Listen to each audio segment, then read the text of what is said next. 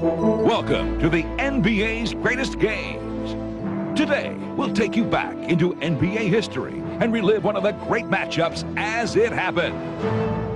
Welcome to the Richfield Coliseum in Richfield, Ohio, the site of the 1981 NBA All-Star Game. Hi, everybody. I'm Gary Bender. There's excitement here in the state of Ohio as we come to this 31st annual Classic as we have the East going against the West.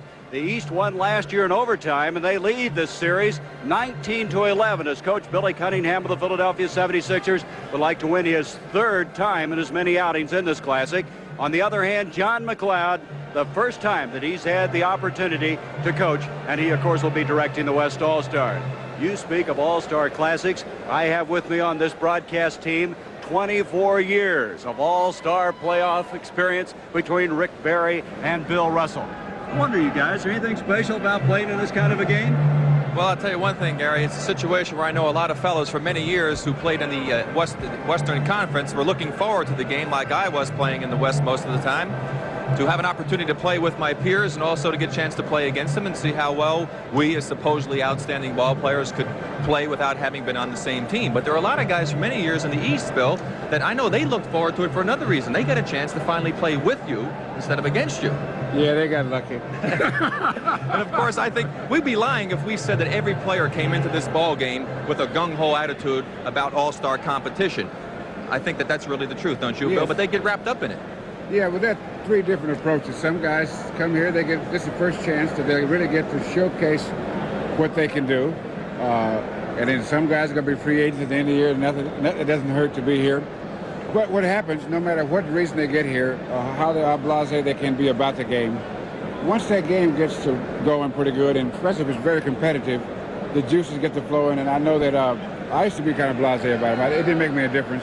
And I looked up at about halfway through the game, and I'm playing so hard, and I said, I can't believe I'm doing this, you know.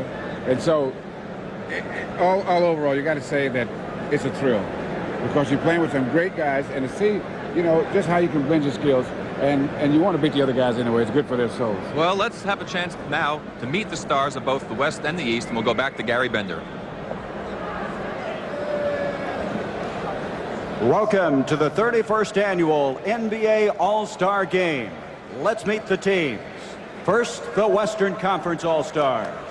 The head coach, making his first appearance in this Classic from the Phoenix Suns, John McLeod.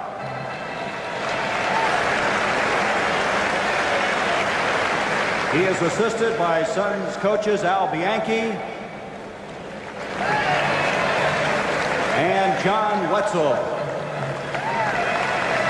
The trainer for today's game from the Dallas Mavericks, Doug Atkinson.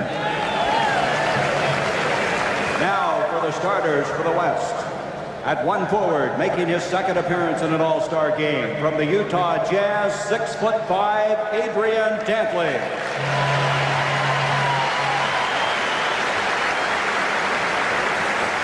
The other forward, making his first start in his fourth appearance in this Classic, from the Phoenix Suns, 6'6", Walter Davis.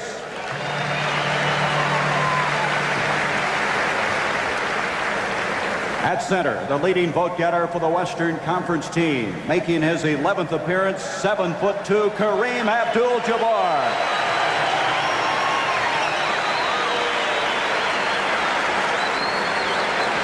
One guard, last year's most valuable player from the San Antonio Spurs, 6'7", George Gervin.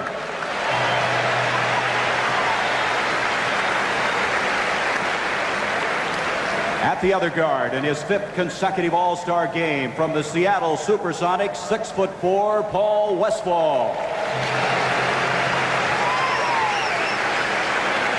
Now let's meet the rest of the Western Conference All-Stars.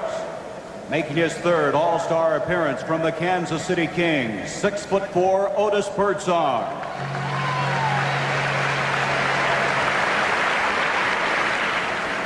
Also appearing in his third game from the Phoenix Suns, 6'4", Dennis Johnson.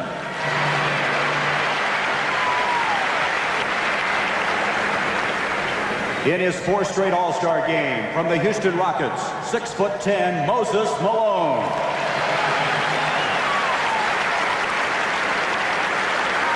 Making his second appearance in this classic from the Phoenix Suns, 6'7", Leonard Truck Robinson.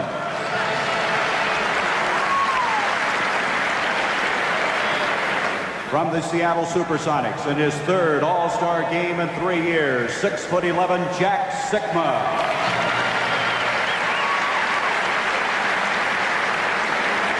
Representing the Los Angeles Lakers, his second time in the All-Star game, 6'6", Jamal Wilkes. Let's have a round of applause for the Western Conference All-Star.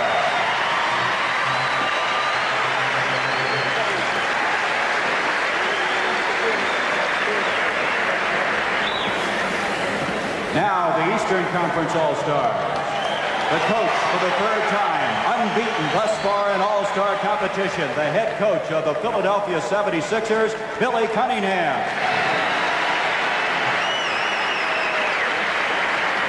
His assistants joining him from the 76ers, Jack McMahon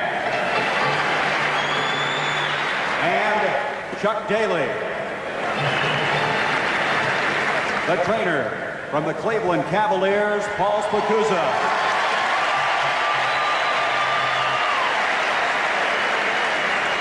And now let's meet the Eastern Conference players. Starting at one forward, making his 5th straight appearance in an All-Star game, the top vote getter at this year's balloting, the Dr. Julius Erving.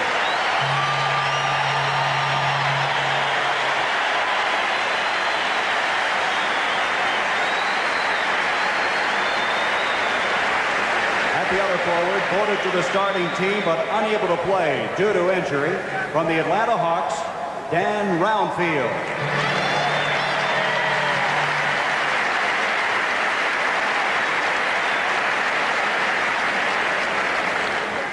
Starting in his place, making his second straight appearance in this classic, from the Boston Celtics, 6'9", Larry Bird.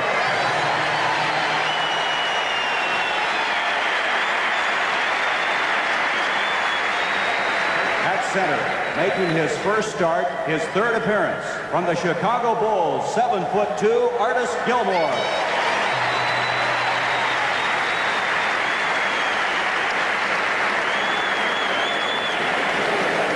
At one guard, a starter for the second straight year, from the Atlanta Hawks, 6'2", Eddie Johnson.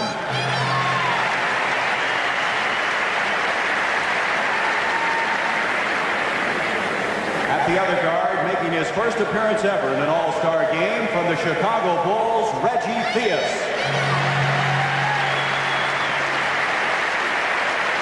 Now, let's meet the rest of the Eastern Conference team.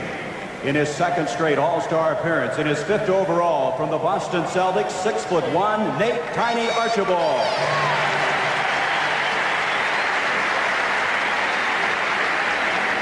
Representing the Milwaukee Bucks in his 3rd straight All-Star game, 6'7", Marcus Johnson.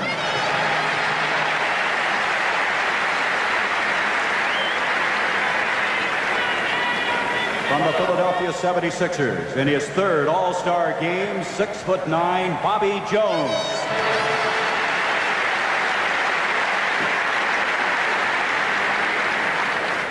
In his first appearance of this classic, from the Boston Celtics, 7'1", Robert Parrish.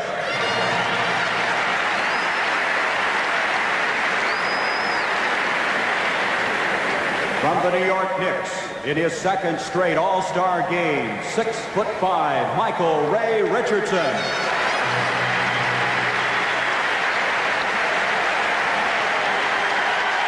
finally, in his first appearance